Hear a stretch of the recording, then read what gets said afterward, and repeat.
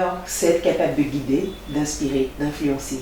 Être un leader, c'est faire preuve de motivation, d'ambition, c'est avoir la créativité, une vision, un plan de carrière. Bref, c'est être un modèle.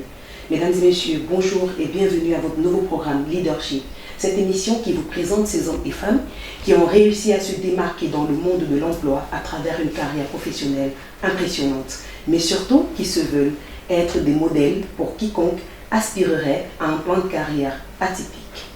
Aujourd'hui, nous recevons sur ce plateau un jeune entrepreneur dont la renommée n'est plus à démontrer. Chef d'entreprise hors pair, il a cru en son rêve et aujourd'hui vit pleinement de sa passion.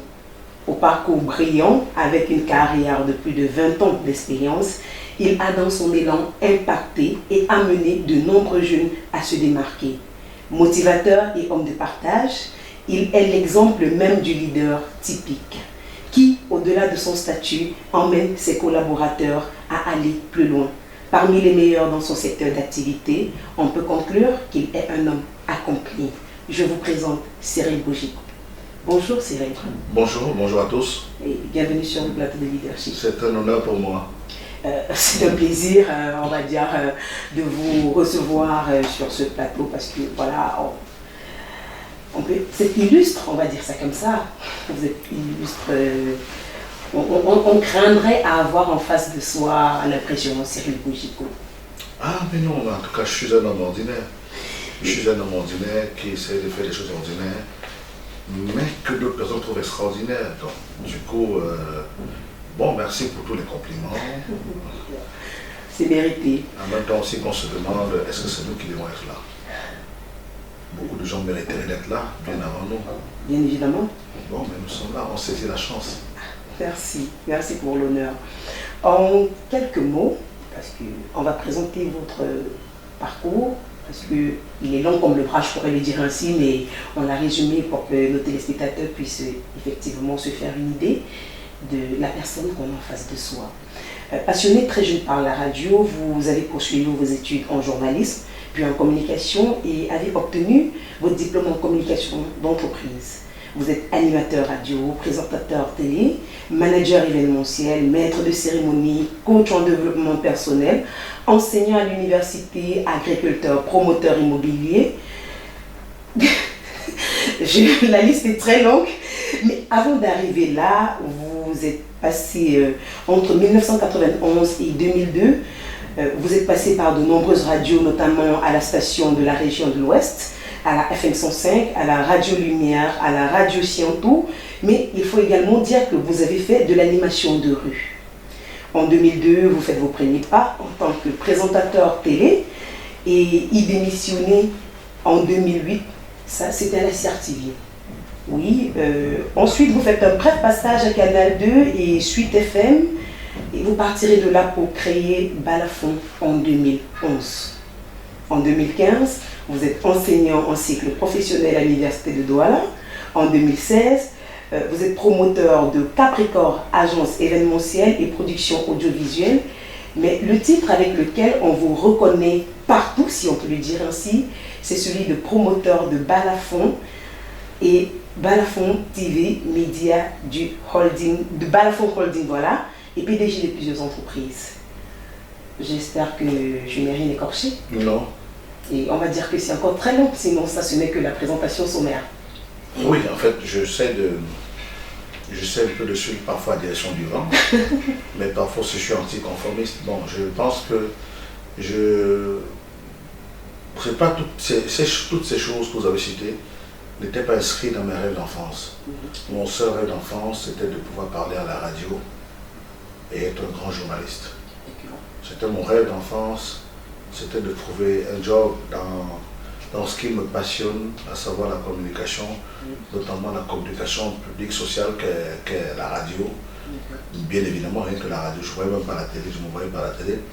Mais la télé est arrivée, la télé a été inspirée par la radio, l'entrepreneuriat a été inspiré par les deux. Si je vous dis que j'avais un rêve d'ouvrir radio un jour, je me demande comment, parce qu'à l'époque où j'avais ce rêve-là, il n'y avait pas de radio privée, il n'y avait que la radio Cameroun. Donc, ce sont des choses qui sont arrivées au fur et à mesure que j'ai évolué dans ma carrière. Et quand je regarde toutes ces choses que j'ai réalisées, je dis waouh, merci Seigneur.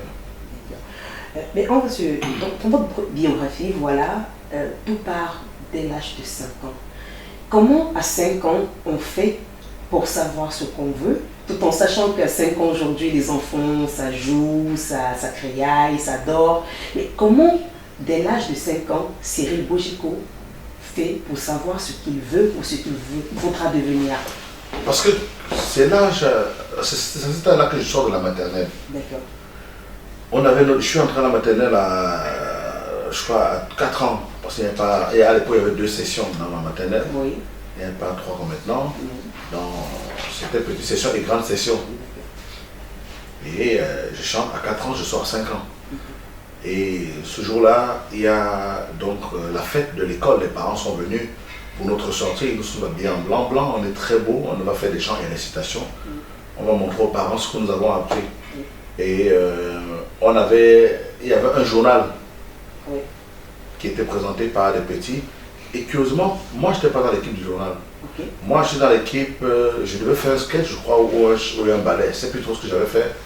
Mais il y avait d'autres gens qui avaient été sélectionnés pour faire le journal, pour imiter les grands journalistes. Comme vous voyez dans les écoles aujourd'hui, ça se fait. Donc, c'est peut-être moi, je n'étais pas dans l'équipe là. Okay. Sauf que ce jour-là, il y a une équipe de Radio Douala qui est venue pour couvrir l'événement. Ils avaient un magnétophone avec des bandes. Ils avaient tendu le micro, tout ce qu'on faisait, ils mettaient tendu le micro, ils enregistraient tout ce qu'on faisait et ça tournait. Et à un moment, pendant le repas, je crois que le technicien a voulu faire une sorte de préécoute. La bande a tourné et puis j'ai entendu ce qu'on s'était dit. J'ai demandé à mon maman, c'est quoi ça? Elle me dit que c'est l'appareil de la radio. Elle me dit que c'est la radio. J'ai aimé ce truc-là. J'entendais, parce que je ne savais pas ce que ça faisait, que mais tout ce qu'on a dit là, on peut entendre ça. Et voilà comment je tombe amoureux de l'enregistrement. Je dis à mon maman qu'il veut qu'il m'apprenne à faire ça. Je veux aussi faire ça. Et puis, monsieur s'en va avec son équipement. Et je rentre à la maison, tout ce que j'écoute à la radio, je pense comment ça a été enregistré. Oui. Et j'explique à mes amis du Canadien que je connais comment on fait ça. C'est un appareil qui tourne comme ça, on met le micro et puis on enregistre. Et c'est comme ça que j'ai découvert l'enregistrement sur le poste radio 4 piles de mon père. En appuyant play et record, tu peux appuyer, je fais des récitations, je mets play, j'écoute. Voilà comment je commence à enregistrer à partir de 6 ans, 7 ans. Tout ce qu'on fait à la maison, j'enregistre. Et ça, je regarde la radio de mon père, il s'énerve, il me chicote un peu les fesses. Et il prend la radio, il va donner à Samson, l'électricien du quartier, qui est aux machines d'eau et qui reparaît le poste radio. Et je le suis là-bas pour qu'il repare la radio de mon père pour que je fasse tous les enregistrements. En fait, c'est moi qui ai gâté la radio. J'ai fait tourner la bobine, la cassette. La bande s'est enroulée, je n'ai pas su enlever, j'ai enlevé des pièces en voulant forcer, j'ai tout gâté. Donc je suis là-bas sur le reparteur pour continuer à utiliser. Et voilà comment le reparteur trouve que je suis tellement amoureux de l'appareillage. Je touchais tout, j'ai dit ça c'est quoi? Il y a le ressort là, gling, gling, gling, ça c'est quoi? J'ai posé des questions. J'ai dit que papa Samson, je veux parler. Il dit pas, je parle, il dit bon, maintenant je vais entendre ce que j'ai dit. Il dit ah, tu voulais que j'enregistre, d'accord, ok. Parle à nouveau, il enregistre. Donc, et tous les jours maintenant j'allais là-bas pour me faire enregistrer. J'aime beaucoup m'écouter. Et un jour, il dit à mon père, mais ton fils aime tellement l'électronique, il passe tout son temps ici avec moi. Mon père dit oui, il sera un très grand technicien. Je pense que là, sa voix est déjà dessinée. Donc mon père pensait que, oh, il sera un grand technicien. Il va grandir avec cette idée en tête. Et une fois que je vais arriver au secondaire, j'aurai une passion pour le micro. Il aurait plutôt l'enseignement technique. D'accord. Voilà. Ça va créer donc un conflit entre mon père, entre moi et mes parents et mon grand frère. Même pendant les vacances, quand j'allais au village, j'embarquais vraiment les carcasses de radio que j'ai ramassées chez Samson. D'accord. Et mon père était convaincu que non, il est passionné par la technique. En troisième, donc, je vais faire la connaissance de François Bakary quand j'irai présenter le programme de la semaine culturelle du lycée de Bouddha, où j'étais président de la coopérative scolaire à Radio Bafoussam. Il va me dire, c'est ta première radio? Je dis oui. Et après l'interview, il est surpris de voir mon aisance devant le micro. Okay. Il me dit, je te vois très bien en journalisme. Je lui dis oui. Je te demande ce que moi j'aimerais faire dans la vie. Il dit, c'est très bien. il y a des équipes de jeunes que tu peux intégrer ici à la radio. Sauf qu'après le BEPC, je veux rentrer à Douala chez mes parents. Oui. Et on m'a orienté en enseignement technique. Contre mon gré. Et je vais en souffrir parce que je veux passer 4 ans en première pour chercher un bac F3. D'accord. Mon grand frère, qui avait fait F3, va imposer la filière. Et je vais la faire contre mon gré. Et papa et moi, en 97, j'étais à ma 3e année en première. La 4e année, je suis obligé de forcer. J'ai eu le probatoire, j'ai eu le bac. Je suis allé m'inscrire à l'ESTIC. Mon dossier a été rejeté. Je suis allé, voilà, parce que un bac F3. C'était pas comme maintenant, on peut s'inscrire partout avec n'importe quel diplôme. C'était encore un peu. Donc je vais finalement me retrouver à Ndissamba, à l'enseignement privé, où je vais faire journalisme de première année et passer en communication deuxième année à Scienpo. Je vais commencer à jouer, mais je vais continuer en communication. Mais il faut dire que l'une des plus belles rencontres de ma vie, c'est avec M. Olinga. M. Olinga est à l'époque au lycée d'Abomban. Au lycée d'Abomban, il est enseignant de français et de philosophie. Il est mon prof en première et en terminale. Et un jour, en rentrant de classe, comme ce dernier cours par exemple, il me dit, que feras-tu après le bac? Je dis, prof, je ne sais vraiment pas, mais après le bac, j'aimerais faire journalisme. Il me dira, je trouve que tu as beaucoup de talent et que même sans école, tu seras un très bon journaliste. Mais j'aimerais bien que tu explores la communication, c'est beaucoup plus vaste et c'est pluridisciplinaire. Tu pourras mieux t'épanouir. Dedans, il y a du journalisme, il y a. Alors, je vais vous dire une chose. J'ai entendu parler de la communication pour la première fois en 99. Et je l'ai faite en 2000. Je ne savais pas qu'il y avait le nom qu'on appelle la communication. Je connaissais le journalisme dans ma vie. Quand il parle de la communication, il n'y avait pas Internet pour que je fouille. Non, du tout. J'essaie de me renseigner, personne ne sait ce que c'est. Mais quand je découvre la communication véritablement à l'école, parce que quand je m'inscris en journalisme, comme je ne sais que ça, on fait des cours en tronc commun. J'étais avec les... J'avais comme camarade... ils sont nombreux d'ailleurs là. Voilà. Donc, je fais du journalisme, mais il y a des cours en tronc commun qu'on doit, et ainsi de suite. Oui. Où il y a des gens qui ont dit, les communicateurs là, allez dans votre salle. Je dis, mais vous faites communication, oui. J'aimerais venir voir comment ça se passe chez vous. C'est comme ça que je sèche un cours, je vais en communication, j'assiste au cours de Dr Nouté à l'époque, des théories générales de la communication. Je suis depuis rentrer en journalisme, je cadre en communication. Wow. Je trouve que ça me plaît tellement, je dis waouh, c'est très beau, c'est passionnant. Je reste en communication. Donc je vais faire, je vais suivre. Aussi simplement que ça. Juste ça. J'étais déjà inscrit en journalisme à Ndissamba. Et je suis allé par curiosité pour savoir ce que c'est que la com, qu'est-ce qu'on fait, qu'est-ce qu'on enseigne même là-bas. Je suis allé suivre un cours et je suis calé. J'ai suivi tous les autres cours, et puis finalement on faisait la peine dans ma salle, j'étais plus là, j'étais en communication. Et voilà comment je me retrouve. Du coup, en fin d'année, je suis admis, je suis pas admis en classe supérieure parce que, étant inscrit en journalisme, j'étais déclaré absent. Mais je faisais des cours en communication où je n'étais pas reconnu. Finalement, j'ai composé tous les examens en communication sans que mon nom ne figure sur la liste des étudiants de la classe. Okay. Donc à la fin de l'année, c'était très compliqué en décembre. On n'a jamais su si j'ai passé en deuxième ou en première année. On m'a seulement dit de reprendre la classe. J'ai refusé de reprendre la classe. Et c'est comme ça que je me retrouve à Scienpo pour ouvrir leur radio. Et je leur pose ma condition pour que je vienne à Radio Scienpo. Pour m'amener en deuxième année de communication sans relever de notes. C'est une chose bizarre, sans relever de notes. Mais je montre juste que bon, j'ai suivi les cours, je m'étais inscrit en journalisme et puis et tout. Et le talent fait que, et c'est la force du privé, on a accepté mes conditions et ils se sont dit, ah, il va se casser le nez dans tous les cas. Acceptons-le, il va se casser le nez.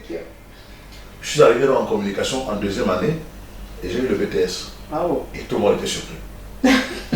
Là, on avait misé que vous échouerez en fait. Oui, parce qu'ils sont dit bon, mais on va faire pas ça, il va se casser le nez. Et la suite avec vos proches, parce que voilà, vous avez fait un bac F3, forcément on s'attendait à ce que vous poursuiviez dans l'électronique. Bac F3, j'ai commencé en journalisme, j'ai fini en communication, c'est bizarre, non? Oui, c'est très bizarre. Et vos proches, ils ont laissé, ils ont ma vie est comme ça. Donc j'ai même eu un parcours c'est trop bizarre ce que je fais. Je ne sais pas comment, mais je m'en sors toujours, mais je ne sais pas comment je m'en sors toujours, mais un jour je comprends pourquoi je fais toujours ça et je m'en sors. Et tous les parcours, en fait, je veux dire, tout le périple de radio en radio, pourquoi? Bon, alors, j'ai commencé vraiment ma radio, je la commence à Radio Douala. J'écoute les gens à la radio, je suis tellement passionné par Banteke et les autres. Il y a un jeu concours sur les noms et notables en 94. Je vais à la radio pendant que j'ai gagné. Ok. Mon nom n'est pas sur la liste de ceux qui ont gagné. Je dois quand même l'eau de consolation parce que j'ai au service à l'accueil. Dans les noms des gagnants, il y avait mon nom. J'ai dit que non, je dois quand même l'eau de consolation. J'ai quand même marché pour aller à Bonanjo. La dame qui était là me dit, attends, le journaliste, l'animateur viendra, tu lui demanderas un lot. Parce qu'il m'a donné 3 lots pour les gagnants, ton nom n'est pas là. Attends, la liste sera là d'un moment à l'autre. Il était à 10h du matin et le gars venait à 18h. Wow. Alors je suis resté à attendre qu'il me donne le lot. Ah ça? Attends, je suis quand même pas là à Bonanjo pour rien. Je vais rentrer avec quelque chose. Je suis tenu, hein, c'est mon petit défaut. Je reste là et je suis en tenue de classe. Il y a donc des jeunes qui viennent en tenue de classe aussi là, ils sont sous l'arbre, ils écrivent des trucs. Je sais pas qui ils sont. Mais pour citer des noms, Julio Stony, oui. Serge-Alain Tassing devenu Jason Black, oui. Jos Photo, ils sont là. Oui, ils sont là. Ouais. C'est un groupe de jeunes qui font des émissions avec Gestetala, Hugues Vinapon et Essien Passon qui est venu après. Voilà. Marcel Ouattara, donc Marcel Kofi, devenu Marcel de Bissoc. Oui. Donc, ils ont un groupe là, ils font des. D'autres sont en train de classe et ils sont en train de crier des choses sous un arbre là. Moi je suis dans mon coin, j'attends comme dans le concentration. J'ai envie de voir d'ailleurs l'animateur de l'émission qui s'appelle Yves Ada. Un monsieur arrive, il commence à gronder tout le monde. J'ai déjà dit ici que vous allez rentrer dans la cour en tenue de classe. Hein? Quand vous arrivez, vous partez dans la salle, à côté, vous travaillez, vous m'attendez. Tout le monde à l'intérieur. Je me suis dit que peut-être ici on ne voulait pas voir les gens en tenue de classe. Il y avait une salle pour les élèves qui venaient retirer les lots. Je vais donc sur les autres jeunes dans la salle. Il dit alors, quels sont vos sujets? Toi, maturité, sujet, Bénédicte, sujet, c'est le sujet. Toi, c'est où là? Je regarde, je dis que ISB, sujet. J'ai dit, Igor, hein? On ne vient pas ici sans sujet, hein? Vous venez ici tous les mercredis avec un sujet. Sinon, vous quittez mon groupe. Je dis, ok, j'ai compris, je ne savais pas. Oui, c'est comme ça ici. Hein? L'homme du grondé s'appelle Justin Tagou, patron d'Afrique Média. Il avait une émission qu'on appelait School News. C'est donc ainsi que je me retrouve comme ça là, dans une équipe. Donc le week-end prochain, je viens dans le parc national à l'école à fouiller les infos. Et il y avait une bonne, Dieu merci, il y a eu bagarre entre un censeur et des élèves. Le reporter était déjà là. Il fait mon travail. Il arrive donc à la radio, je balance l'information. On me fout dans tous les établissements. Qui a parlé de nous à la radio hier? Qui a parlé de nous à la radio hier? Je me cache avec les gens, j'avais utilisé un faux nom, Cyril Boudou. On a fouillé pas sûr qui c'était. Et toutes les semaines, on parlait de mon collège à l'école. Le principal, M. Sida, avait décidé que s'il m'attrapait, il allait m'exclure. Quand à la fin de l'année, on se souvenait que ce gars va parler à la radio. J'ai donc fui l'école.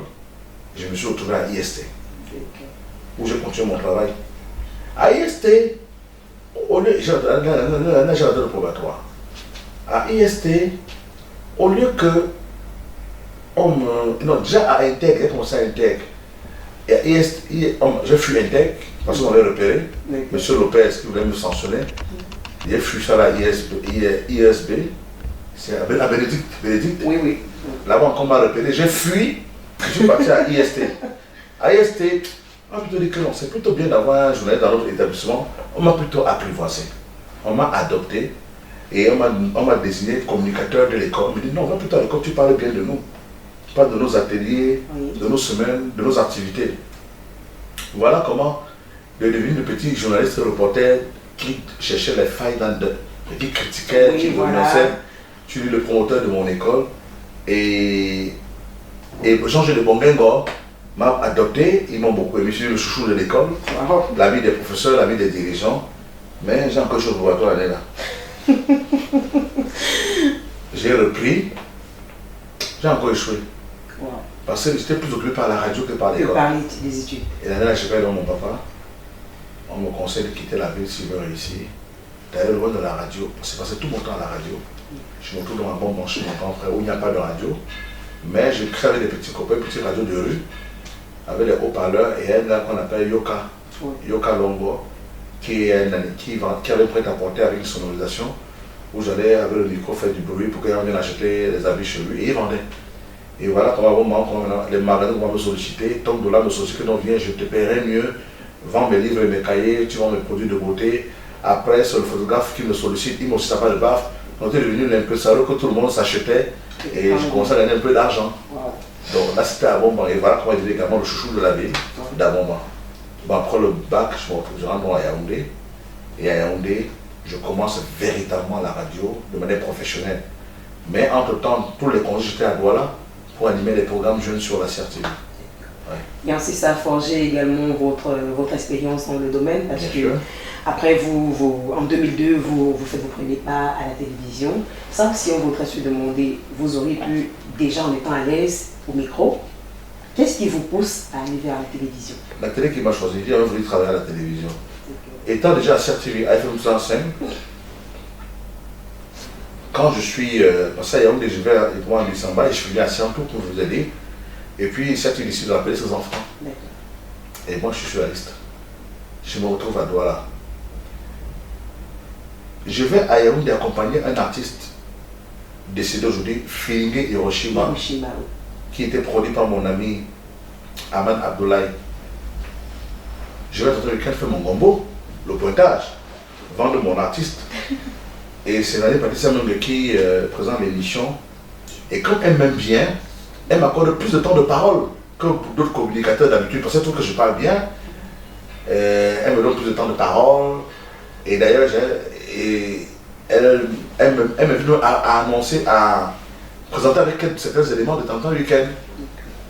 Il y a donc un monsieur qu'on appelle Jeannot Elomon, qui était le monteur de l'émission, qui me repère et dit, mais attends, ce gars il parle bien. Il vient vers moi, il me salue, il se présente, il prend mon numéro, il dit, j'aurais besoin de toi pour cette petite production de la maison. Maintenant que tu es désormais à la CRTV. Mais c'est depuis si tout le monde qu'on te cherche, mais c'est bon qu'on te dise, là, ça sera plus facile de t'intégrer. C'est ainsi que, lorsqu'il faut lancer l'émission Champion, on fait le casting des présentateurs. Chez le réseau national de la CRTV, on sélectionne des gens. Je suis appelé à compétir, mais à cause d'une panne de bus, j'arrive en retard. Tout est fini. Il essaie de me faire des enregistrements au couloir avec la caméra, mais la malchance fait que la lumière s'éteigne. Après, c'est la bande qui est finie. Mais il dit, petit, tu n'as pas de chance, laisse. La prochaine fois, on va t'appeler. Sauf que, pendant qu'ils visionnaient, ils n'ont pas trouvé quelqu'un qui puisse faire cette émission. L'équipe, le jury qui allait statuer. C'est là où ils ont dit, il y a malheureusement un gars qui pouvait vous intéresser, mais il est venu en retard. On n'a pas pu l'enregistrer.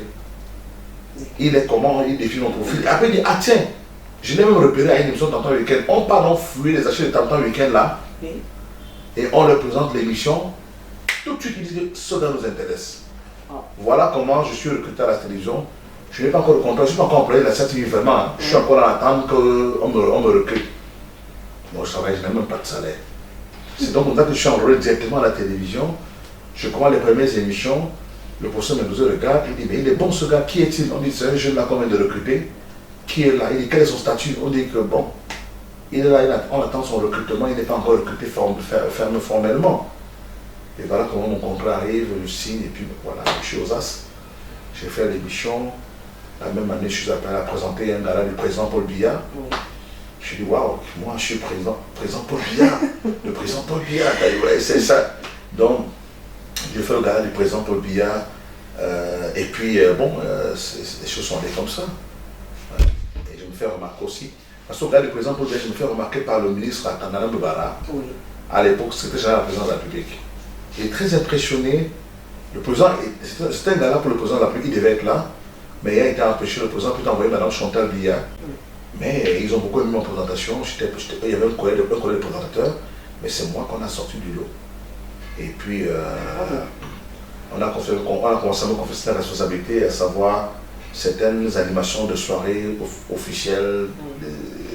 C'est là que j'ai décollé véritablement. Je me suis fait vraiment un nom au sein des dirigeants, au sein de toutes les classes du Cameroun. Vous n'avez jamais pensé être propriétaire d'une radio, mais aujourd'hui c'est le cas. Non, je pensais vraiment pas avoir une radio, c'était pas mon projet. Et donc, Balafon, mais comment? Je pensais avoir plutôt une maison de production, produire des contenus pour les chaînes de radio. Alors, je crée donc Capricorn, un Capricorn informel, oui. Dans un premier temps, un Capricorn formel.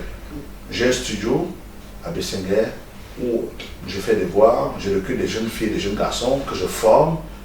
Je fais des spots publicitaires, je fais des bandes annonces, je fais des textes, des messages d'attente dans les téléphones que je propose aux entreprises. C'était ça vraiment mon vrai boulot, quoi. Et je propose des émissions, je fais des émissions pour des chaînes de radio et je peux donc à Sud FM proposer mes contenus, puisque à l'époque, ça, ils n'achetaient pas les productions privées en matière de radio. C'était d'abord la première étape.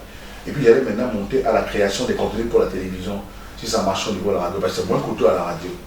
Mais sauf qu'à Sud FM, je produis et de manière indépendante, comme Chop de Chop le fait d'ailleurs avec Jumbo, j'ai produit Sacré Matin, mais à un moment donné, malgré tout l'accueil qu'on m'a donné et les meilleures conditions de travail que j'ai eu à Sud FM, il est arrivé à un moment donné qu'il y a eu un changement. La maison a repensé sa politique interne et que Boujoukou Chop a commencé à devenir trop lourd en termes de conditions. J'étais obligé de partir. Et quand je suis parti, je me suis dit, mais qu'est-ce que je fais de mon studio, qu'est-ce que je fais de mes contenus? C'est ainsi que je pense, je dis, mais ça ne sert à rien de produire ce que tu ne vends pas. Si je produis que je ne veux pas vendre, autant mieux créer ma boutique et vendre. Ouais, un peu, si personne ne veut acheter. Donc voilà comment je décide de créer Radio Balafon. Je prends la même émission Sacré Matin que je place à Radio Balafon et ça marche. Super, on pourrait... Balafon a été créé comme ça, c'était... Pourquoi? Parce que j'avais déjà créé radio avant, Magic FM à Yaoundé. Oui. Donc que j'ai créé en 2000, et j'ai créé en 2000, ça en 2001. Et c'était un projet d'école que j'avais à l'école, parce que je regardais, je passais mon temps à noter les petits, moi je peux à noter ce que j'observe, partout où je travaille, j'observe, j'ai mes mémoires, je consigne tous mes jugements, j'ai fait des prises de notes. Et je me suis dit que si m'arrivait un jour de diriger une radio, voilà comment je rentrerai, voilà. Si vous m'arrivez un jour de créer une radio, voilà ce que je ferais. Alors c'est pour proposer que, si on me dit un jour que bon, tu es directeur de radio Scientou, voilà comment je fais. Donc, je passe mon temps à me préparer à des choses peut-être comme président de la République ou ministre de la communication ou de la culture. J'ai ma petite idée là-dessus. Si vous me dites que Boujoukou, tu es ministre de la culture, vous vous rendrez compte que j'ai préparé, je me comporte comme quelqu'un qui est là depuis longtemps. Parce que c'est pas mon temps à observer les comportements. Je dis, mais si le ministre est là, moi si je suis ministre, voilà ce que je ferais pour la culture, voilà ce que je ferais. Si je suis à l'éducation, voilà ce que je ferais.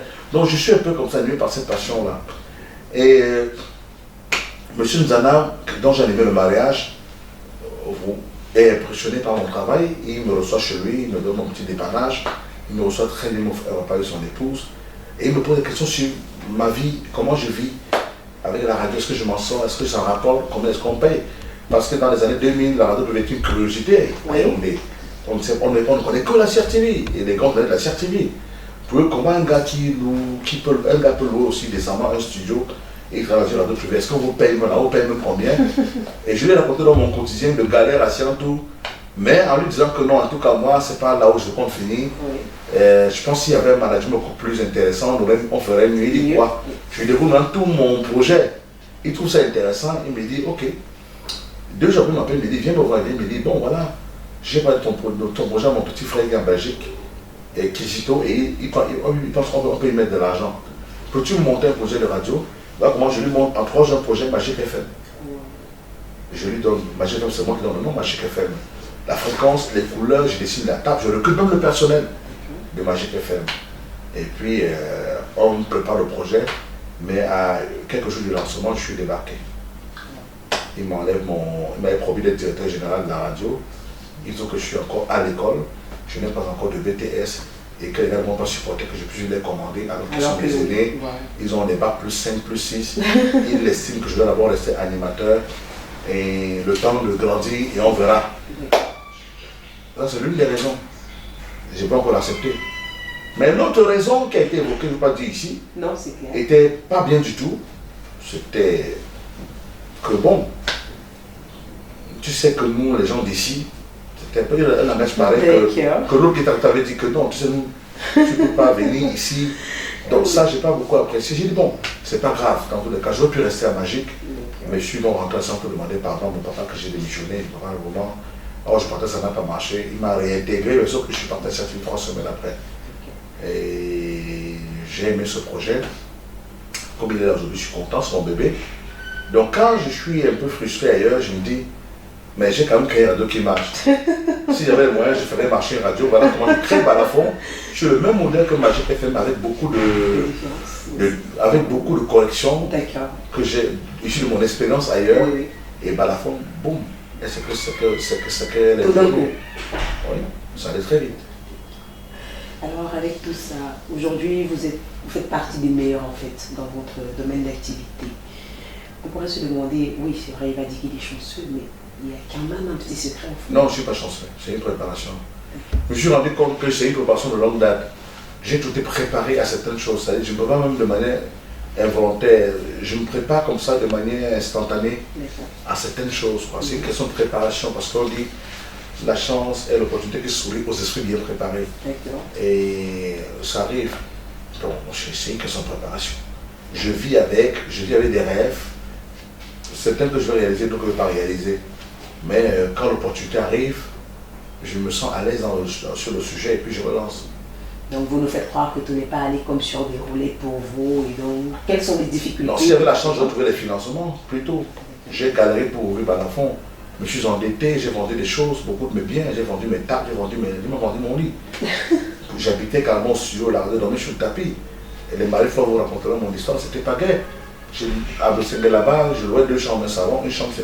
Là, il y avait mon bureau, il y avait un matelas derrière. La nuit, j'attendais pour me coucher parce que mon bailleur m'attendait avec le loyer impayé indépendant. Et on a me confisqué mes choses à un moment donné. Donc, c'était très compliqué. Donc, mais j'avais mis toute ma force sur cette radio, c'était mon bébé. Et Dieu m'a récompensé, ce n'est qu'un des jours de récompense. J'ai tout sacrifié pour ça. Je suis rentré du Canada pour ça. J'ai perdu un mariage, une femme et un enfant, parce qu'il fallait rentrer au Cameroun investir dans l'audiovisuel. Oui. Et puis elle a décidé de ne pas venir, et puis ça nous a valu le divorce, et j'ai accepté ce divorce pour épouser la radio. Waouh! Ouais. Ah, on en reste bouche bée parce qu'avoir Cyril Bojiko aujourd'hui, on se dit voilà, il n'a pas connu de peine, les difficultés sont des moindres, et puis à vous entendre parler, on se rend compte que rien n'a été. Vous savez, la difficulté elle est relative. Hein? Oui. Vous allez trouver un mur grand, je veux le trouver petit. Oui. Tout dépend de l'ambition. Si mon ambition est plus grande que l'obstacle, oui, rien ne m'arrêtera. Mais si l'obstacle m'empêche d'évoluer, c'est que mon ambition était petite. Lorsqu'on veut réaliser quelque chose de grand, rien de grand s'obtient facilement. Oui. Vous comprenez? Chaque fois que j'ai rencontré les coups bas, les difficultés, les blocages, pour moi j'ai minimisé ça. Vous voyez, parce que pour moi, ce que j'ai envie d'obtenir est plus grand que ce qui m'empêche d'obtenir cela. Donc, j'étais toujours au-dessus des difficultés. J'ai toujours placé mes ambitions au-dessus des obstacles pour avoir la force de les franchir. Et c'est ce qui marche. Alors, Cyril. En tout cas, quand je veux quelque chose, oui, montez, vous descendez, je l'aurai. Si je laisse, c'est comme une église, on va laisser. Mais si je veux l'obtenir, je vais l'obtenir. Vous avez fait tout ça, 20 ans, 30 ans de carrière. Aujourd'hui, vous ajoutez à votre casquette le coaching en développement. Oui, c'est un partage d'expérience. Beaucoup de jeunes croient qu'ils sont sans ambition. Ils sont seulement sans objectif. Beaucoup se découragent trop vite. Oui. On a tout fait pour les enfants. Vous savez, l'enfant qui a vendu l'eau glacée pour payer ses études comme moi, oui, pas que les parents n'avaient pas l'argent. Non. Il a les parents. Pour payer l'école, je paye le cahier. Comment tu vas faire? J'ai un petit job que j'ai gagné. Je vais aider tel à vendre des glaçons au marché. Vous vendez. J'ai fait comme ça. Donc, je ne suis pas celui qui attend qu'on donne tout. Moi, mon père m'a éduqué comme ça. Il m'a appris à chercher l'argent très tôt, à me rendre utile, à être serviable. L'enfant qui a tout attendu des parents, c'est le père qui va payer son école, il ne sait même pas. Mes parents, mon père n'aime pas le temps, ils sont à 5 heures par le travail. Ils sont à 6 heures par le marché, 26 heures. On te remet tes 14 500. Toi-même, tu vas payer ta scolarité. Dès le cours élémentaire 2, tu payes toi-même ton école. Si 5 francs manquent, on va te fouetter, tu vas confirmer. Au cours moyen 1, tu pars pour même acheter tes cahiers. Et ça marche comment? Tu pars au poteau, tu prends la liste de tous les livres et cahiers. Les fournitures au programme. Tu prends les prix. Donc tu coches les prix, tu coches les prix. Parce que poteau, c'est au Grand Moulin là. Oui. Tu repères partout où tu prends. Tu mets de côté. Donc on met dans un plastique, on écrit ton nom dessus. Tu rends maintenant chez vous, tu dis à ton père que ça fait 18 500. Il te remet 20 000. Tu pars. Tu dois rentrer, compter la monnaie avec lui. Vous comprenez? Mais que font nos enfants? Vous voyez des vieillards qui sont là, même ici à l'UIC, qui sont en licence, en master. Ils ne peuvent même pas s'aligner pour payer la scolarité. Il fait trop chaud, il s'énerve. Nous, il fallait vendre les roubettes, faire des petits métiers pour payer. Les cahiers, par exemple, les parents payent les livres, tu payes l'école. Mon papa n'était pas un homme pauvre. Il était un homme moyen, il était transporté avec ses moyens. Mais on nous a, dès l'âge de 12 ans, 11 ans, on a commencé à participer à notre scolarité. Ouais, un peu. Donc quand même, quand j'ai fait 4 ans, je ne me suis pas découragé parce que je participais à ma scolarité. Donc du coup, si quelqu'un veut payer mon école, il se découragerait. Mais comme je participais à ma scolarité, pour moi, je disais, ça me doit, c'est un élément de motivation, mais en tout cas, j'ai dépensé aussi mon âme dans l'affaire là. Il va me dire quoi? Moi aussi j'ai dépensé. Ça vous donne envie de dire, mais est-ce que je vais passer mon temps à payer chaque année la même pension? Vous voyez un peu? Vous avez des enfants aujourd'hui qui, jusqu'à master, c'est le parent qui va payer l'école, c'est le parent qui paye les fournitures, c'est le parent qui paye, on les dépose en voiture, ils ne participent pas.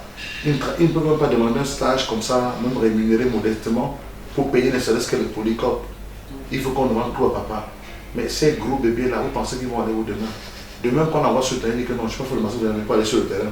Ils veulent le bureau climatisé, ils veulent le confort. La clim tue. C'est donc le cancer et des maladies. Du coup, un enfant comme celui-là qui a le master à 25 ans, dans le climatiseur de l'IUC, dans le climatiseur de la maison, lorsqu'il sort, il trouve un boulot dans le climatiseur. À 50 ans, tous son élèves va chez le médecin. Ça part chez le médecin. Nous, on n'est pas comme ça. Et donc, le coaching en développement personnel, pour amener. Je passe mon temps à dire la vérité aux enfants. Ça blesse.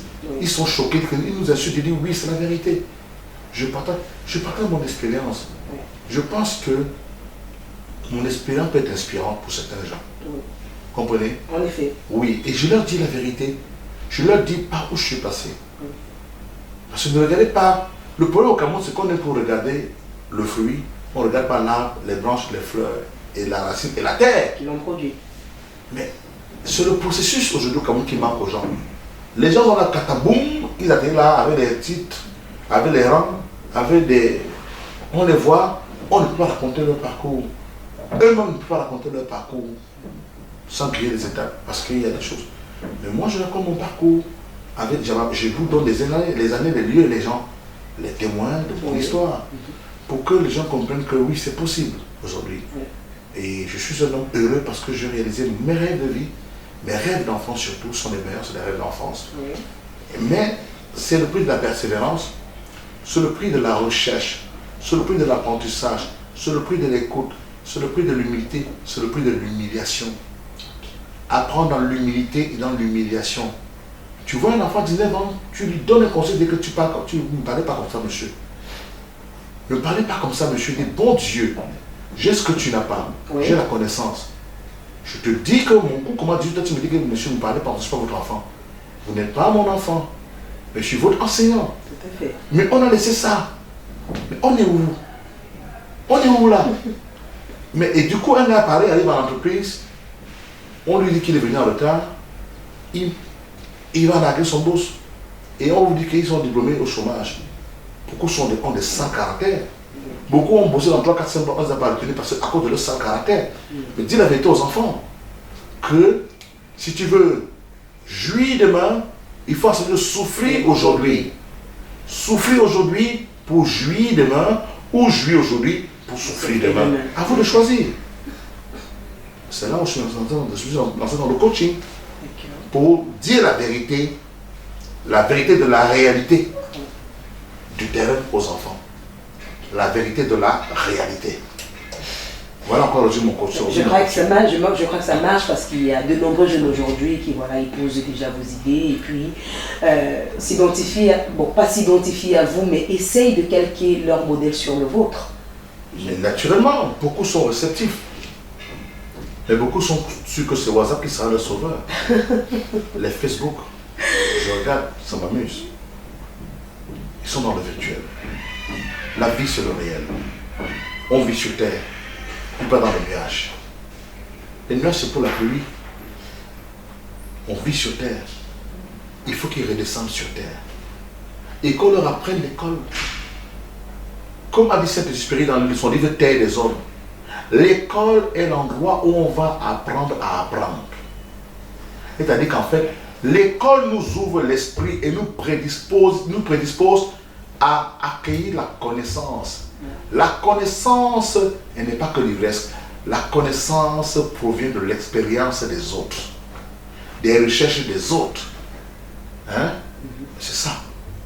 Donc l'école nous prépare, nous prédispose à recevoir la connaissance. Mais si elle quand même pense que s'asseoir sur les bancs pendant 20 ans pour sortir avec un master et créer une entreprise, qui crée, on voit. Qui crée, on voit. On prend le temps à mentir aux enfants en leur disant que entrepreneuriat jeune, ça ne veut rien dire. C'est quoi entrepreneuriat jeune? C'est du mensonge. Pourquoi vous mentez aux enfants? On est parti des banques pour... Il faut être... C'est possible, hein? Mais il faut avoir l'onction exceptionnelle de Jésus-Christ ou de Mohamed pour partir des banques et devenir un génie entrepreneurial.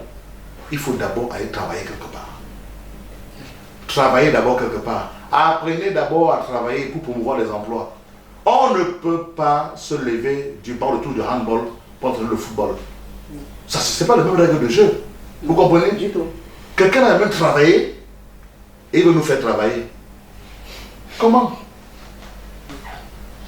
Dites aux enfants d'apprendre d'abord à travailler. Après l'école, allez vous exercer.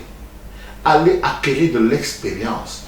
Allez confronter les connaissances acquises sur les bancs et leur application, leur réalité sur le terrain. Oui. À partir de là, vous allez collecter des données nécessaires qui vont forger votre mentalité d'entrepreneur en devenant d'abord entreprenant. Là où on vous a placé pour une tâche, faites-la bien. Faites au mieux que vous pouvez. Faites plus que ce qu'on attend de vous. Une fois que vous aurez fait corps avec le travail, vous pourrez maintenant créer des entreprises. Sinon, vous aurez ces petits gamins qui vont tout le temps ici, là, qui ont ruiné la banque des PME. C'est eux, hein? On vous donne les enfants. Prenez votre diplôme. Je vais vous donner l'exemple simple, madame. Prenez votre diplôme et déposez à la banque, demandez un crédit. On vous chassez. C'est exact. Ça ne vous donne pas le crédit? Non, du tout. Vous comprenez? Oui. Vous voyez comment on a abouti nos enfants? C'est pourquoi j'aime votre école, où on allie le terrain et les salles de cours. Il faut que les enfants évoluent avec les deux là au même moment. La pratique n'a pas été créée pour faire plaisir aux oreilles. Pratiquez ce que vous apprenez. Il est hors de question qu'un étudiant aujourd'hui, première année, il n'a pas de parrain, deuxième année, il n'a pas de tuteur. Donc, il va où? Je veux devenir comptable. Je suis en troisième année à l'UEC. Dans la famille, il n'y a aucun comptable. Je n'ai pas mon nom d'aucun comptable. Tu seras comptable comment? Qui est ton parrain? Qui est ton encadreur? Qui est ton moniteur? Qui est ton tuteur? Qui est ton modèle de comptable? Tu dois pouvoir... Moi, je partais payer les factures de courant de Jean Lormont pour apprendre à parler. Demandez à Léonard Châtelain. Je portais le sang de Léonard Châtelain pour pouvoir entrer. Demandez à Léonard Châtelain. Jusqu'aujourd'hui, c'est mon ami, mon grand frère et ami. J'ai porté le sac de Léonard Châtelain. Le 31 décembre de 1999 à 2000, le passage à l'an 2000, il y avait un grand conseil ici, à la base, avec les Bissot Nabisso, Oui. organisé par le délégué du gouvernement à l'époque. Léonard Châtelain, illustre animateur, a animé la soirée avec Chop Chop. J'étais le porteur de sac de Châtelain pour pouvoir avoir accès aux coulisses et voir comment le grand frère présente une soirée comme celle-là. Mais Châtelain et moi, on se retrouve maintenant sur les mêmes plateaux, on fait les duos. Mais est-ce que ça que c'est le lève et le maître? Beaucoup ne le voient pas. Beaucoup nous manquent d'humilité. Il parle au micro 2 fois, il pense qu'il est arrivé. Il dit conseiller c'est qui? Conseiller c'est un monument. Châtelet, c'est une mastodonte. C'est des renommées qui ne sont plus à faire. Vous comprenez? Oui. Non, il ne faut pas qu'on se trompe un peu. Les jeunes manquent un peu d'humilité. Il faut leur dire la vérité. On vous connaît pour votre franc-parler. Hein. Et, ben oui. Et dans ce pays, des gens comme les Folies d'Iran, les gens comme les Châtelains, c'est des gens qui ont fait évoluer le métier. S'il n'y avait pas les Châtelains et les Folies d'Iran, le métier d'animateur n'existerait pas. Tout à fait. Ok? Oui. C'est eux qui ont promu le métier avec les Saint-Lazare groupés à son nom dans ce pays. Ils ont donné à ce métier une lettre de noblesse. Bojiko maintenant est on peut dire, le premier véritable entrepreneur capitaliste du showbiz de la communication, du business de la communication. Donc, là où mes aînés comme les Châtelains ont placé le curseur, je vais pousser un peu plus le curseur parce que chaque talent a l'obligation morale de faire évoluer son domaine d'activité. Comme Roger Mila a ouvert le Cameroun sur le monde, Eto'o a montré qu'on peut être un Africain camerounais et tutoyer les grands joueurs du monde entier. Eto'o a fait évoluer le métier du football au Cameroun. Il faut le lui reconnaître. Oui, tout à fait. Donc, les Châtelains méritent des monuments. Les Amougoussé Lazare, tous ces gars, les Lord Mojac, les Pascal Pierre, les Patricia Mongué. Donc, les jeunes, si moi je t'ai parlé à l'école de ces aînés, j'aurais appris le métier comment? Sur Internet? Non, du tout. J'ai appris la pratique dans les studios de Châtelain, de Jean Momon, de Serge Baud, de Richard Daratodem, de George Superman, de Paulin Fond de Photocam. Vous avez beaucoup de modèles. Soyez à côté de ceux qui font ce que vous voulez faire demain pour mieux comprendre comment ça se fait. Ainsi, ça ira plus vite. Quand j'étais à l'école, en première année, je faisais la radio tous les matins d'aller au cours. J'entends encore avec 30 minutes de retard. Et j'avais une corvée tous les jours, j'acceptais la corvée. C'était pour la bonne cause. Quand j'étais en deuxième année, le professeur Biana m'a dit qu'il n'y a pas de super étudiant chez lui. Il m'a mis hors des cours. Je lui ai expliqué que non, professeur, vous savez ça que j'ai fait ma pension. Il dit que c'est comme ça. Wow. Je suivais les cours à la fenêtre, mais je continuais à partir à la radio tous les jours. Malgré le fait que vous étiez étudiant dans cet établissement, également promoteur, je veux dire, oui, de la radio. Le professeur Bianda, son cours commençait à 7h30. Mon émission finissait à la radio à 8h. Et j'étais de niveaux, il fallait monter pour aller faire cours. Il dit que non, il n'y a pas de super étudiant. Ce que les avis missions ont accepté, le professeur Bianda a refusé. Il a raison. C'est un homme de caractère. Mais moi, j'avais le choix entre suivre mon enseignant et payer le privilège de faire de la radio. Alors, à la fin, je me suis dit, mais Bojiko, après tout ça, c'est quoi ton métier? Il dit, c'est la radio. Bête, je m'accroche sur la radio. C'est ça mon avenir. Vous comprenez? Ce n'est pas à cause d'un coup que je vais rater mon avenir. Parce que si j'avais renoncé à faire la radio, le grand frère Chico Rémi Bonon aurait nommé quelqu'un d'autre à ma place. Oui. Et j'aurais perdu, et peut-être j'aurais perdu l'occasion de m'exprimer et d'être ce que je suis aujourd'hui. Ça aurait peut-être causé du retard. Je n'ai pas lâché l'opportunité que j'avais. En fait, vous avez su tôt quand même que c'était une opportunité pour vous. Et oui. Puis, ben oui, mais il faut aussi que les jeunes apprennent à écouter. Et si à cette époque, vous aviez eu votre père qui vous disait continue l'école et puis on verra avec ça après? Mon père sait que je vais toujours désobéir. Il voulait que je joue au football. Il aimait trop Union de Douala. Il y avait les gars, j'ai joué les Idris Carlos Kameni au goal. Ouais. Je ne suis pas dû être gardien. Hein. J'ai joué la demi-finale à Yaoundé contre Tolède et Yaoundé, j'ai Union de Douala, Union Junior. Avec les Boyokino. Je suis entraîné, j'ai joué la AS Police. Mais le projet de mon père n'est pas mon projet. J'ai su m'écouter. Dans la famille, j'étais même isolé. On allait créer une chambre à la dalle. On disait que celui-ci est perdu. J'étais isolé. Je suis allé les deux chez nous, allez voir. Ma soeur est toujours là aujourd'hui. Mais j'ai dit, je m'en fous. Tant qu'à faire, c'est moi. Je sens mon truc. Moi, aujourd'hui, toute la famille est fière de ce que je suis devenu. Mais c'est pas là qu'on passe. Vous comprenez? Et les jeunes aujourd'hui ont la chance qu'ils n'ont pas besoin d'avoir toutes ces galères. C'est autant de choses qui peuvent décourager un enfant.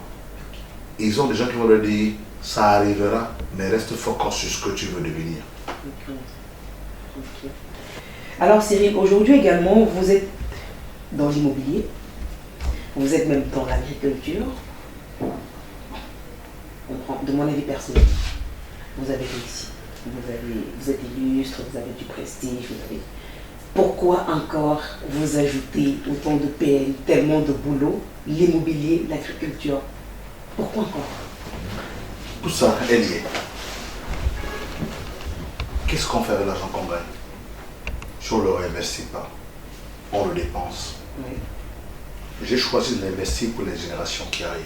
Ok. De l'investir pour la beauté de la vie, pour rendre service. Je suis dans l'événementiel.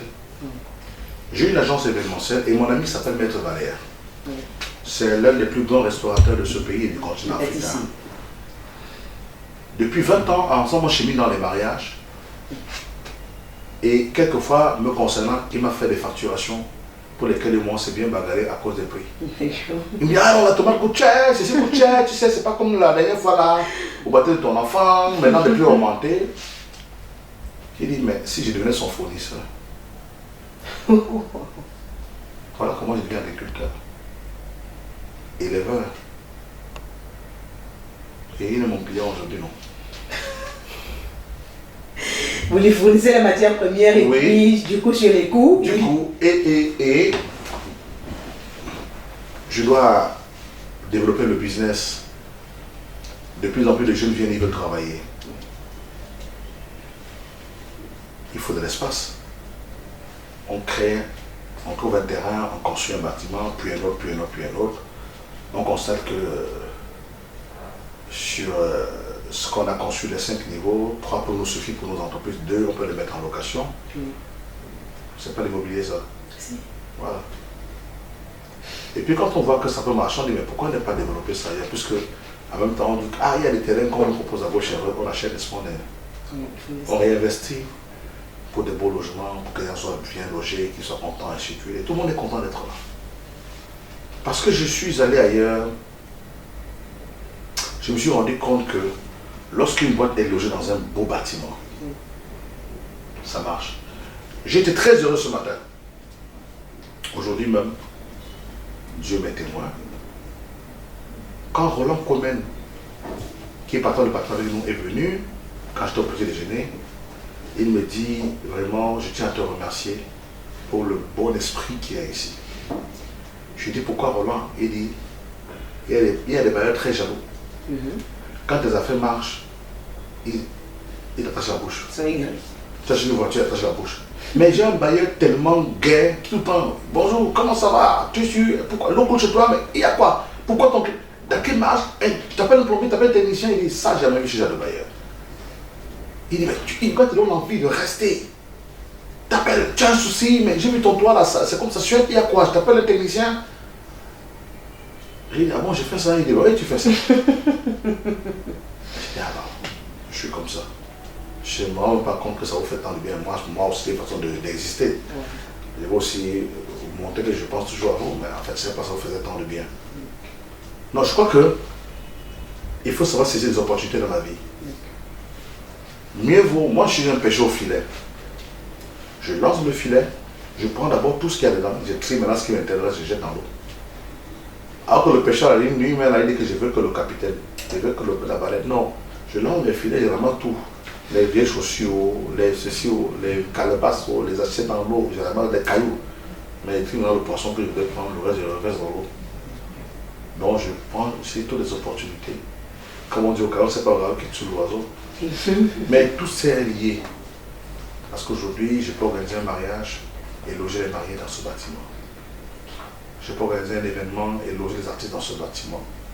Je peux organiser un travail et loger les équipes dans ce bâtiment.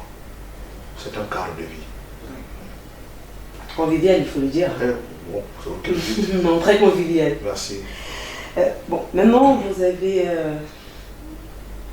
parce qu'il faut dire qu'on reconnaît vos valeurs au Cameroun et en dehors. Vous avez notamment reçu plusieurs reconnaissances en mars 2016, celle de la Chambre des représentants à Houston. En 2016 encore, la reconnaissance de la ville de Houston, toujours aux États-Unis. Le prix d'excellence en communication en Afrique, aux États-Unis. Et un Oscar de la meilleure radio en 2013 au Cameroun, à Limbé. Devant tout ça, toutes ces distinctions, toutes ces reconnaissances? 31 distinctions totales. Au total? En 10 ans. Ah, voilà, je n'ai que quelques-unes. Comme je le disais, le palmarès les longs. Alors, au sorti de tout ça, comment est-ce que vous vous sentez? Et quel est le sentiment qui vous anime chaque fois que vous êtes convié pour recevoir un prix? C'est toujours une marque positive. C'est à vous. C'est un témoignage de ce que vous faites et appréciez. C'est juste un signal, un indicateur de performance. Mais aussi un motif d'encouragement pour dire allez de l'avant, faites davantage. C'est ça, et on est fiers, on dit merci. Ce n'est pas un accomplissement personnel. Ce n'est pas un accomplissement, mais c'est une marque d'estime, de reconnaissance et un élément de motivation pour continuer. Et donc aujourd'hui, est-ce que vous êtes satisfait de ce que vous avez réalisé jusqu'à présent, ou alors on pourrait dire que vous êtes un homme qui a réussi? Si je n'étais pas satisfait, j'aurais changé de métier. Ok. Je suis là parce que je m'y sens bien. Oui. Vous savez, le bonheur et la réussite sont toujours liés. Les gens confondent le succès et la réussite, ce n'est pas la même chose. Hein. Le succès dépend des autres. La réussite dépend de vous. Le bonheur dépend aussi de vous. Le bonheur se construit. La réussite se construit. Pour être heureux, il faut réussir ce qu'on fait. Et pour réussir ce qu'on fait, il faut aimer ce qu'on fait. Aimer ceux pour quoi on le fait. Aimer ceux pour qui on le fait. Aimer ceux avec qui on le fait. Aimer ce qu'on fait. Votre métier. Aimez ce pourquoi vous le faites. Les objectifs, les services que vous vendez. Aimez ce pour qui vous le faites. Votre patron, votre client, hein? Ainsi de suite. Aimez ceux avec qui on le fait, vos collaborateurs, vos fournisseurs. Si vous répondez cet amour à tous ces niveaux, vous vous lèverez tous les matins à 5 heures pour venir faire la comme moi depuis 25 ans, sans tenir compte que la grâce va tenir pour donner du plaisir. Vous avez plus de bonheur à venir travailler que du plaisir à dormir à la maison. Et même les dimanches vous énervent. Les gens n'aiment pas leur... Les gens sont... Vous savez, les gens aiment les fériés. Pourquoi? Ils n'aiment pas le boulot. Les passionnés n'aiment pas le férié. Vous voyez Cristiano Ronaldo. Qu'est-ce qu'on vous dit? Il vient à l'entraînement avant les autres, il repart après les autres. Donc quand le coach arrive, il est déjà là. Il a commencé déjà à s'entraîner. Il s'entraîne avec vous. Et vous partez, il reste encore s'entraîner. Il fait les tirs, les coups francs, ainsi de suite. Et quand Cristiano Ronaldo fait ce qu'il fait là, le monde est émerveillé. Vous savez, si vous faites ce que d'autres ne font pas, faites ce qu'ils ne font pas et vous aurez ce qu'ils n'ont pas et vous serez ce qu'ils ne sont pas.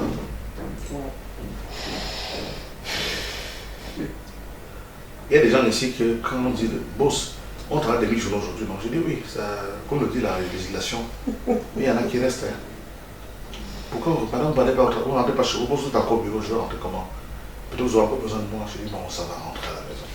Vous êtes sûr que vous voulez que je rentre? Oui, rentrer à la maison. Il y a des passionnés comme ça. Mais il y en a quand le travail finit à 18h. 17h, on a été dans la machine. 17h50, le sac est déjà ici. Quand tu dis réunion, il y a eu ce qui est là, on a réunion. Non mais c'est normal. Les gens n'aiment pas le boulot. Ils ne vont pas réussir, ils n'aiment que leur salaire. Ils n'aiment que leur salaire. Et vous avez une vie malheureuse. Vous passez le temps à souffrir tous les mois de votre vie pour le salaire. C'est-à-dire que le salaire est la quête de votre misère. Parce qu'en fait, vous souffrez à venir au travail. Vous souffrez à faire ce que vous n'aimez pas. Avec un patron que vous n'aimez pas. D'ailleurs, le patron, quand il dit qu'il y a une réunion, vous vous énervez. D'abord, quand vous n'êtes pas là à votre travail, vous n'allez pas aimer même les clients. Partez dans un bureau à Bonanjo. On gronde tout le monde. La dame qui est là, ou le monsieur qui est là dans vos réserves, il est énervé. Pas à l'hôpital, les infirmiers grondent les malades. Ces gens-là ont des salaires de misère. Ce n'est pas que le salaire est petit. Hein. C'est qu'en fait, ils sont payés tous les mois pour souffrir. C'est pas bête ça. C'est-à-dire que tu pars, on te paye tout le mois pour souffrir. Bonjour, monsieur le banquier. Payez-moi la quête de ma souffrance. Ah, votre salaire 300 000. Je suis cadre supérieur de l'entreprise où je souffre tous les mois. Donc on dit férié. Quand on dit férié, regardez ce qu'ils font. Ils sont au bar à 8 h. Ils repartent du bar à 19 h. Parce que nous sommes le 11 février. Dans le meilleur travail. Oui. Les mêmes gens là qui souffrent là. Quand ils prennent le congé, ils sont contents d'aller en congé. Ils éteignent le téléphone. D'ailleurs, beaucoup arrivent à éteindre le téléphone. Et ils donnent à leur patron le numéro qui passe à tout moment. Monsieur, quand j'ai envoyé mon mari, je n'ai même pas de cocher au téléphone. Appelez avec toi que madame, oui, je voulais un renseignement. Oh, monsieur, vous savez qu'à l'heure là, mon mari n'aime pas qu'on m'appelle. Mais il aime quand vous payez le salaire avec les bonus. C'est ça qui est bizarre. Les gens n'aiment pas travailler. C'est pourquoi les gens souffrent. Le travail est libérateur. Même quand vous avez votre travail, votre foyer se porte bien. Même quand votre mari, si vous êtes une travailleuse épanouie, il vous respecte. Et quand c'est vous qui demandez à votre mari que mon corps est lourd ce matin, hein, vraiment, je voulais que tu appelles mon beau pour dire que tu emmènes à l'hôpital. Voilà comment l'épouse demande à son mari de tromper le patron. Vous êtes une infidèle, vous lui faites souvent ça aussi. Un mari qui fait ça, Boudman, c'est le mari là même qui est cocu, c'est lui, c'est-à-dire que voilà comment il joue le jeu de son épouse. Oui, bonjour monsieur Bojiko, vraiment, je voulais vous dire ce matin que votre corps ne pourra pas être là. Elle a très mal au bras, elle a mal dormi la nuit, je l'amène à l'hôpital. Elle est à la maison. Le mari est content. Le Kenya nous sait que bon chéri, après aussi mon patron dit que c'est mauvais. Ouais, bonjour monsieur, vraiment, monsieur Guinéza, ouais, votre contact peut être là ce matin, il a vomi toute la nuit, c'est parce qu'il a mangé hier, je vais l'amener à l'hôpital. Papa et maman sont des menteurs. Et chérie, je t'aime beaucoup, hein. Sans toi, je ne peux rien. Ça devient comme Mr. et Mrs. Smith. Deux espions dans une deux pas. Voilà, association de malfaiteurs. Oh. Et le gars, c'est qu'il aime pour sa femme. Mais il oublie que la même femme a te dit qu'elle est au travail, qu'elle est ailleurs. Mboudma Nassik, comme disait la poète de Banga. Non, ce sont des petites choses comme ça. Tu vas au travail, pourquoi? Madame, on va servir. Je ne cautionne pas ça. Ouais, mais mon corps est lourd. Va au travail, tu devras une personne, tu vas te reposer à ton patron. Monsieur le patron, je suis fatigué, il va rentrer me reposer. Il va t'accorder ça.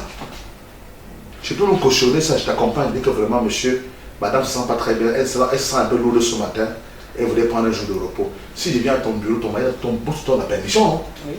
Mais elle dit que rentre donc te reposer. Pas qu'elle veut mentir ta mère, dans quel hôpital t'amène? Non, les gens doivent aimer ce qu'ils font. Et il n'est pas tard de commencer un boulot qu'on aime. Il faut être passionné.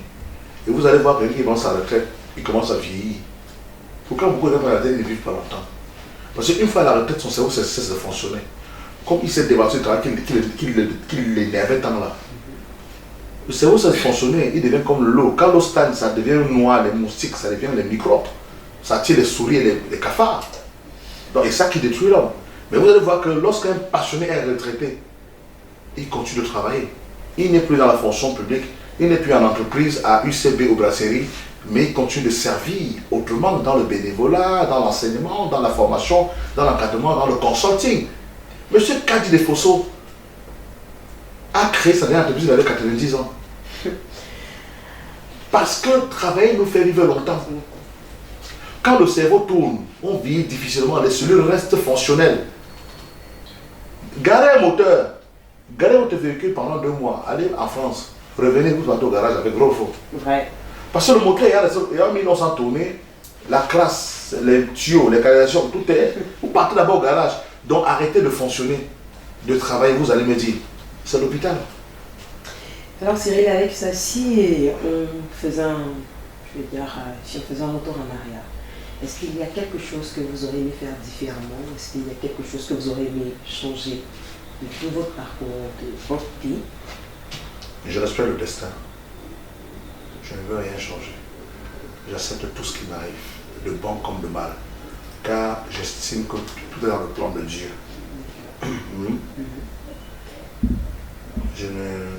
Il y a eu des choses que j'aurais tellement souhaité ne pas vivre. Mais Dieu sait pourquoi c'est arrivé. Je ne veux pas juger de Dieu pour ça. Donc du coup, moi, je dis qu'il en soit ainsi. Et donc, événementiel, animateur radio, présentateur télévision, je ne vais pas citer la liste. Est-ce qu'il y a encore des projets à venir? Toujours. Ah. Oui. Un centre de formation appliquée des métiers de l'audiovisuel. Wow. Oui. Je suis en train de monter le projet et puis je vais écrire au ministère de l'Emploi pour demander une accréditation pour lancer le centre de formation des métiers de l'audiovisuel. Ouais. Pour vous donc, qui avez toujours dérogé au principe, qui avez dérogé aux règles, qui avaient, je veux dire, qui n'avaient pas fait ce que vos parents vous ont dit, aujourd'hui on se rend compte que peu de jeunes sont enthousiastes quant à ce qui concerne l'avenir. Et même les parents, parfois, imposent leur volonté aux enfants. Du coup, on a des jeunes qui sont soit mitigés, soit partagés, soit... Quel est le conseil que vous pouvez donner autant aux jeunes qu'aux parents afin de faire de leurs enfants des hommes bien de demain? Les parents sont des accompagnateurs des projets d'enfants. Ils ont des influences, mais ils doivent pouvoir les modérer. Mon fils m'a demandé l'autre jour, il a 15 ans, papa, tu aimerais que je fasse quoi dans la vie comme métier? Je lui ai dit, c'est la dernière fois que tu me poses une question pareille. Tu l'as fait 2 fois, je ne t'ai pas répondu. Je ne voulais pas te heurter. Oui, je voulais que tu m'orientes, je dis. Je te dis quelque chose, c'est la dernière fois. Je ne choisirai pas le métier de mon fils. Dès qu'il aura fait son choix ou ses choix, je vais maintenant l'encadrer. Beaucoup de parents ont brisé leurs enfants en disant va faire l'ENA, va faire ceci, va faire cela. Ce que vous aimez, votre cœur n'est pas le cœur de votre enfant. Vous n'avez pas les mêmes prédispositions. Mais écoute, vraiment je suis le maire de la ville, tu ne peux pas faire ce métier-là, ça ne m'honore pas. Quel métier honore quelqu'un? Vous pensez qu'il y a un métier qui est dégradant? Non, vraiment, en tant qu'une autorité dans ce pays, mon fils devrait avoir mieux que ça. Ce n'est pas ce que tu fais qui t'honore, c'est comment tu le fais qui t'honore ou te déshonore. Il y a des bandits dans les bureaux là, avec des vestes et cravates, avec des chauffeurs des gardes du corps, des vrais brigands. Et on sait où ils finissent. Ça n'honore personne. Mais il y a des nobles chauffeurs, des nobles cuisiniers, des nobles vigiles, des nobles conducteurs de moto, des nobles bars, des nobles briseuses de poissons, des nobles personnes. C'est l'homme qui donne une valeur à son métier par sa façon de faire sa chose. Aucun métier n'a oublié un homme. Autant il y a des députés voyous, qu'il y a des chefs de village délinquants, qu'il y a des prêtres malhonnêtes, qu'il y a des juges corrompus, qu'il y a des policiers bandits. Vous comprenez? Oui. Ce n'est pas parce que tu as porté le titre que c'est toi qui donnes la valeur à ton métier. Je connais un monsieur comme Amot, le policier Amot, qui dit la circulation dans la ville de Douala. Oui. Il n'est pas respectable. Si. Il n'est pas noble, ce monsieur. Dans ce pays, quelle autorité peut lui manquer de respect? Même pas le chef de l'État. Mais pour beaucoup de policiers à la route, c'est dégradant. C'est dégradant. Il en a fait un métier de passion.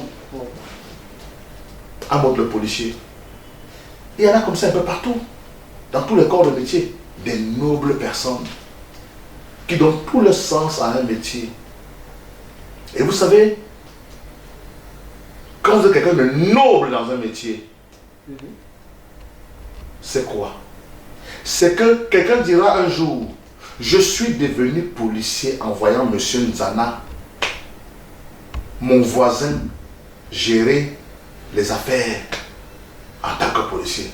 Je suis devenu magistrat parce que mon oncle l'était. Oh, mon oncle. Je suis devenu électricien parce que mon papa avait son fils qui venait souvent à la maison. J'ai aimé ce métier. Je suis devenu médecin parce qu'un jour à l'hôpital, j'étais malade, j'ai fait l'accident. La moto m'avait cogné. Il y a une dame qui m'a pris en charge. Je crois que mon père était amputé. Elle savait tellement bien parler aux gens que j'ai décidé de devenir médecin. Je suis devenu ceci parce que je me rejoins parce que il y a des gens qui font honte à leur métier, qui ne donnent même pas envie de faire le métier. Puis encore, ceux qui sont en contact avec les enfants. Je connais le fils d'un ministre dans ce pays. En fait, un ancien ministre, il est décédé, qui est instituteur. Depuis, il est passé directeur d'école. Fils de ministre. J'ai fréquenté avec lui. Il est là, Bonadjo. Instituteur. Il est fils d'un haut dirigeant de ce pays. Dans les années 90. Pas qu'il n'a pas de diplôme, hein. C'est ce qu'il a choisi de faire. Par passion, par amour. La passion. Et l'autre jour, quand on s'est croisé au deuil, il me disait, Bojiko, je viens te voir. Je veux ouvrir une école. Il faut que je vienne te voir. Ma femme va, comme je pars rentrer dans 5 ans, ma femme va piloter ça et puis après je la rejoins. Après on va mettre à côté les nièces. Il a tout un projet. Le gars veut ouvrir une école où on apprend déjà les petits métiers aux enfants de l'école primaire. Voilà, vous voyez ça? L'enfant commence déjà dès l'école primaire à apprendre des petits métiers. L'école primaire. Il dit, je vais inspirer les vocations, observer les enfants et faire des recommandations aux parents. Son école aura beaucoup de trucs comme les petits ateliers, des trucs de jeu. Il observe les enfants. Il dit aux parents, je vois que l'enfant aime tout toucher, il aime tout toucher telle chose, ainsi de suite. Vous ne voyez pas ce que c'est? Voilà un homme qui vient, voilà le fils d'un ministre, un instituteur qui vient chanter. C'est incroyable. Oh, c'est l'ENAM. L'ENAM a fait quoi aux gens ici dehors?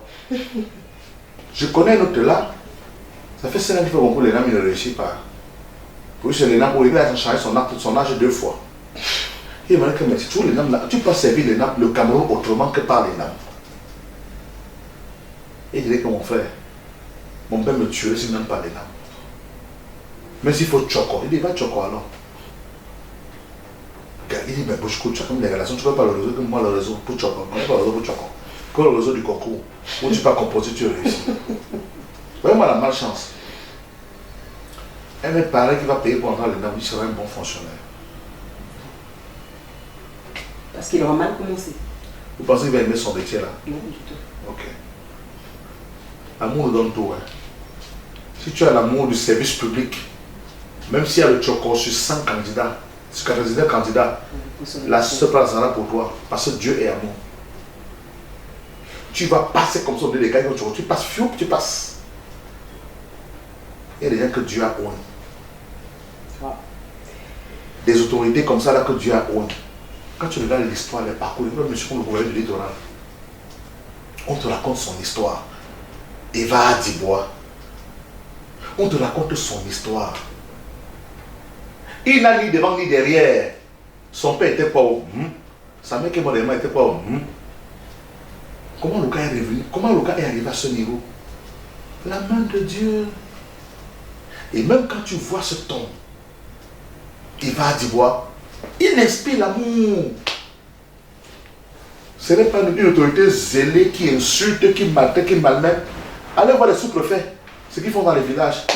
Ils sont plus que Paul Biya. Même Paul Biya est poli. Un fonctionnaire que je suis vraiment de Paul Biya. Il dit que M. Paul Biya est plus poli que toi. Paul Biya est poli. Paul Biya respecte les. Il respecte. Il n'est pas même. Il est zélé, il insulte tout le monde. Il humilie tout le monde. Il dit venez voir ce gouverneur du littoral. Il va à Dibois. Cet homme vous donne l'envie d'avoir votre enfant à l'ENAM. Vous, dans votre fille, si tu vas à l'ENAM, voilà ton modèle de fonctionnaire. Cet homme est amour. Il respire l'amour. Même quand on est dans la tension, il communique avec amour. Tu prends toutes ces déclarations, il y a toujours de l'amour. Même quand les petits bandits l'ont fait le désordre, là, les microbes là, je me suis dit que non, ici, là, il va se gâter. Son discours était tellement apaisant. Tu regardes, tu dis que mince, quel genre d'autorité ça? On dit commandement territorial, tu commandes, tu tapes, tu grondes. Amour, apaisement, amour. C'est pas fini. Ah, c'est fini. C'est fini, non? Oui, c'est fini. Il a vaincu les microbes avec amour. Il va à d'Ivoire, je portais son témoin toute ma vie. J'ai connu des fonctionnaires, mais celui-là m'a gagné. Il a vaincu les microbes avec amour. Mais nous pensons à la force, la violence, l'humiliation. Pour aller où avec? Voilà ce qu'on appelle un rassembleur. Voilà à quelqu'un à qui peut bien confier son peuple de loi, que je te confie mes populations. Traite-les avec amour. Vous avez Manius Ekoumou, l'ambassadeur du Cameroun qui est en France, qui sort de la présidence. Un homme apaisé. Un homme d'amour. Vous dites que j'aimerais que mon enfant devienne diplomate. Parce qu'il y a des gens de qualité. Tu crois que on apprend ça à l'école? Chacun a son comportement. Chacun y avait sa part. Donc vous les voyez dans les commissariats, dans les préfectures, dans les sous-préfectures, des gens comme ça de qualité. Je suis allé à Tchang, saluer un ami qui est délégué départemental du Mindebel là-bas. Il m'a dit, on sera le sous-préfet en face. C'est mon ami, il aime beaucoup tes émissions. Le sous-préfet de Tchang, c'est un gars du Mungo ici, là, de Melon. On est entré, pendant que mon ami était au téléphone dehors, nous sommes entrés directement, on allait s'asseoir à l'intérieur. Il dit, mais vous faites quoi? L'eau, voici, venez le saluer. Vous savez où il était assis? Il était assis à la réception. Vous savez ce qu'il faisait là-bas? Les enfants devaient déposer les dossiers d'examen. Il y avait une affluence à la sous-préfecture pour authentifier les documents de naissance. Sa secrétaire ayant pris sa pause, ou je ne sais pas où elle était partie, le sous-préfet allait s'asseoir à l'accueil et il recevait tous les élèves. Il est devenu réceptionniste. J'ai décidé d'observer ce monsieur, je l'ai observé pendant 2 heures. Et aux enfants, il dit non, c'est pas ici, va à la mairie avec ça. Non, toi va ici. Il ne s'emporte pas, il n'insulte personne. La soeur, j'ai tiré une leçon. Il y a une demoiselle qui arrive. Il dit, madame, c'est pourquoi? C'est pour retrait ou signature. Elle dit, signature. Elle dit, je suis venu signer mon acte de naissance. Enfin, je suis venu certifier. Il demande à la demoiselle, retrait ou signature. Elle dit, allez, je mets la bouche. Je suis venu signer, j'ai venu certifier mon acte de naissance, mon diplôme. Il dit, pardon? Je suis venu certifier mon diplôme. Il dit, non, madame, on dit, je suis venu faire certifier, c'est moi qui certifie. Vous faites certifier, c'est moi qui signe, donc c'est moi qui certifie. Donc, on voulait donc certifier, peut-être que vous certifiez alors. Vous voyez un fonctionnaire comme celui-là, sur le fait de Tchang. Vous n'êtes pas content de voir ces messieurs comme ça? Ok, si. Vous ne voulez pas servir avec un... Vous êtes content. Il y en a comme ça dans tout le pays. Vous comprenez? Des gens de charme, des délégués, les médecins, les infirmiers, qui vous donnent envie. C'est l'homme qui donne du sens et de la valeur à son métier. Vous comprenez? C'est votre caractère qui vous anoblit. Ce n'est pas le rang, le titre, le diplôme, la fonction qui vous anoblit. Il y a dans les administrations ici, là, les chauffeurs qui sont plus respectés que le patron. Vous comprenez? Oui, en effet. Eh bien, c'est ça. Tout dépend de vos rapports avec les autres, avec vos semblables. Et surtout, les gens vous jugeront de la façon avec laquelle vous vous servez de votre autorité pour juger les plus faibles, pour traiter les plus faibles. Vous savez, on ne vous jugera pas par rapport à vos semblables, hein, par rapport à plus faibles que vous. C'est là-bas qu'on saura si vous êtes un homme d'amour, un homme de noblesse, ou un vulgaire parvenu. Parce que le pouvoir qui vient de Dieu, c'est pourquoi je parle beaucoup de gouverneurs, je parle du sous-préfet, je parle de quelqu'un d'autre là, quelques exemples, il y en a beaucoup que je peux citer, même dans les ministères, je peux citer quelques exemples, les Bagatangada, tous ces gars que je connais. Donc, le pouvoir qui vient de Dieu, c'est celui avec lequel on protège les plus faibles et non celui avec lequel on les écrase. Vous comprenez? Quand vous avez le pouvoir, c'est pour protéger les plus faibles. Le pouvoir qui vient de Dieu est celui avec lequel on protège les plus faibles et non celui avec lequel on les écrase. Vous l'avez compris, chers parents, chers étudiants, voilà, vous avez compris que pour évoluer dans la vie, il faut s'entourer d'exemples, il faut s'entourer de modèles.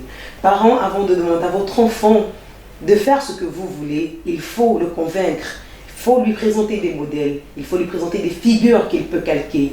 Étudiants, avant vous de vouloir faire un métier, il faut avoir des exemples, il faut avoir des modèles que vous copierez afin de pouvoir aspirer à la même logique, si ce n'est à la même idée. Pourquoi pas plus, vous pouvez faire du Cameroun un monde meilleur. Nous parvenons au terme de cette émission, mais avant, il faut qu'on vous remercie comme il se doit. Merci Serebogico, voilà, de nous avoir accordé un peu de votre temps, malgré le fait que vous êtes super occupés. Ça a été difficile de vous avoir avec nous, mais enfin ça a été fait. Merci pour l'appel, merci pour le temps. Merci, c'est moi qui vous remercie. Merci à vous également, chers téléspectateurs, d'avoir été avec nous. C'est un plaisir que nous avons pris en votre compagnie. Nous prenons rendez-vous pour un prochain épisode de Leadership. Bye bye.